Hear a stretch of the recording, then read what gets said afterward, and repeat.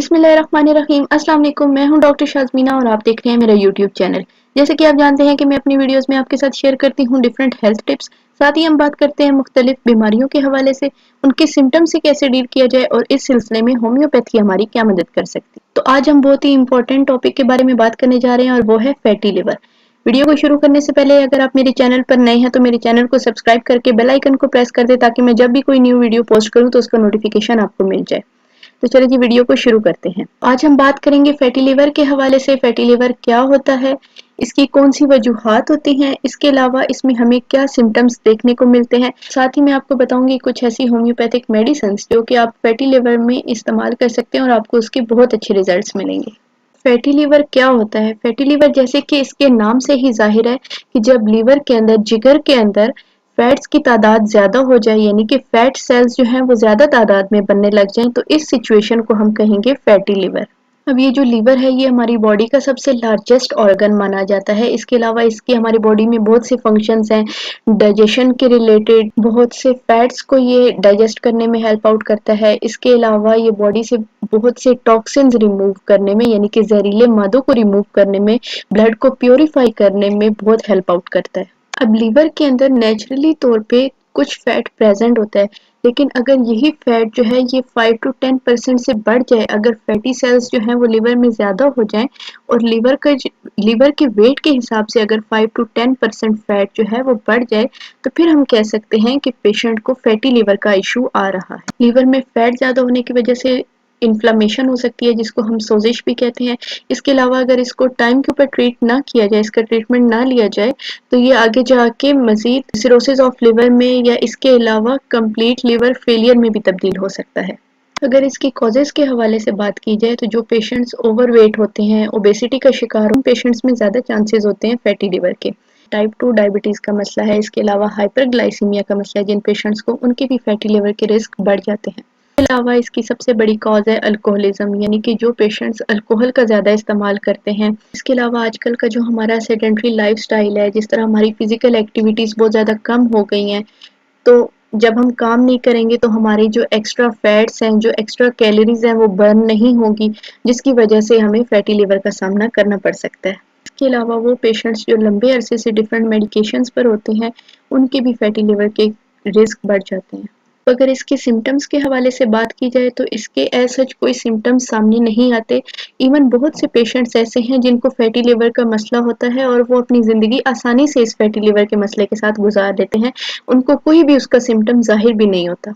लेकिन जब वो डॉक्टर के पास जाते हैं किसी और मसले की वजह से, किसी और बीमारी के टेस्ट वगैरह करवाने के लिए, तो जब अल्ट्रासाउंड करवाते हैं या उनके ब्लड टेस्ट होते हैं तो उसमें उनको पता चलता है कि उनको साथ ही साथ फैटी लिवर का भी मसला आ रहा है। यहाँ पर मैं आपको बताती चलूँ कि जो फैटी लिवर डिजीज़ है इसकी 2 टाइप्स होती हैं।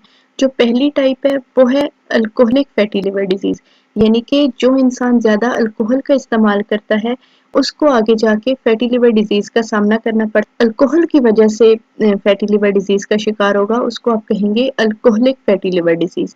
इसके अलावा दूसरी जो इसकी टाइप है वो है non alcoholic fatty liver disease, यानी कि जिनको ओबेसिटी की वजह से या डायबिटीज़ की वजह से या और किसी वजह से फैटी लिवर का सामना करना पड़ सकता है, तो वो इस कैटेगरी में आएंगे।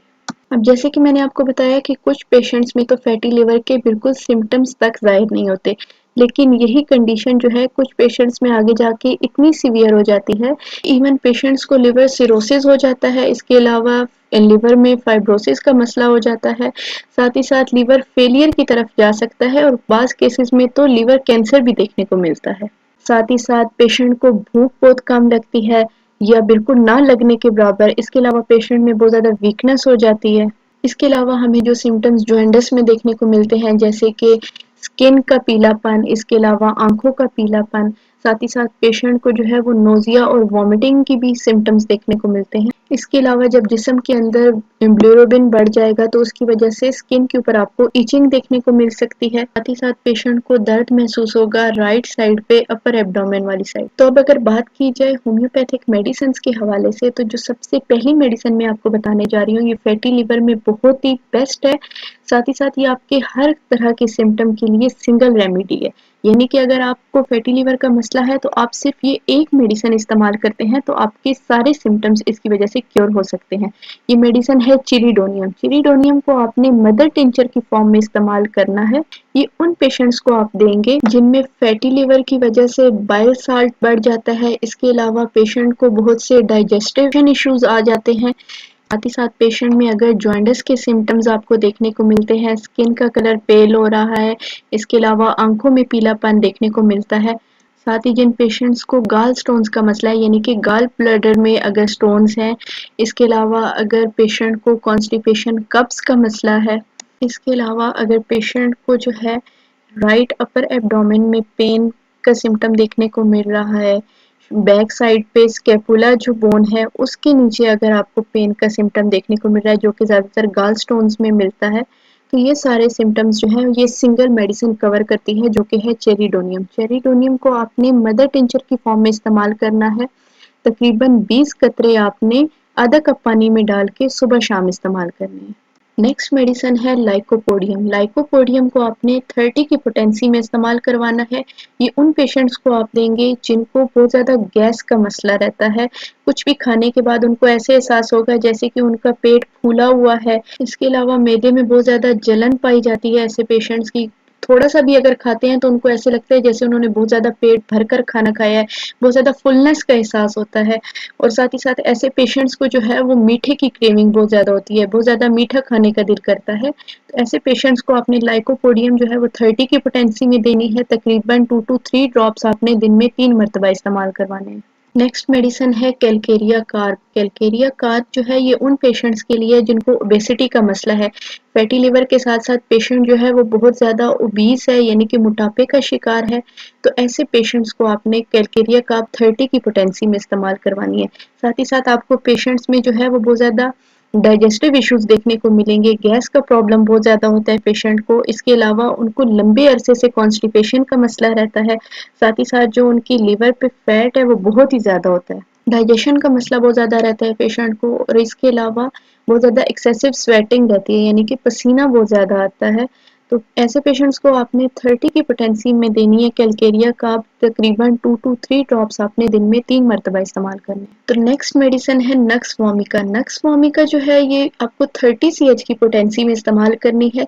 ये उन पेशेंट्स के लिए जिनको सेडेंट्री लाइफस्टाइल की वजह से फैटी लिवर का सामना करना पड़ता है, जैसे कि फिजिकल एक्टिविटीज़ बहुत कम है, एक्सरसाइज जो बिल्कुल नहीं करते।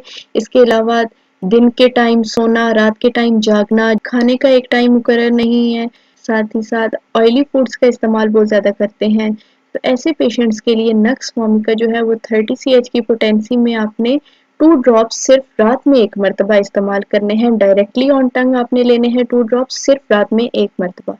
साथ ही साथ अगर आपको फैटी लिवर का मसला है तो आपको अपने लाइफस्टाइल को इम्प्रूव करना होगा। प्रॉपर एक्सरसाइज करें, वॉक करें, ऑयली फूड्स का इस्तेमाल कम से कम करें ताकि जो आप फैट्स कंज्यूम करते हैं उनको आप बर्न भी करें।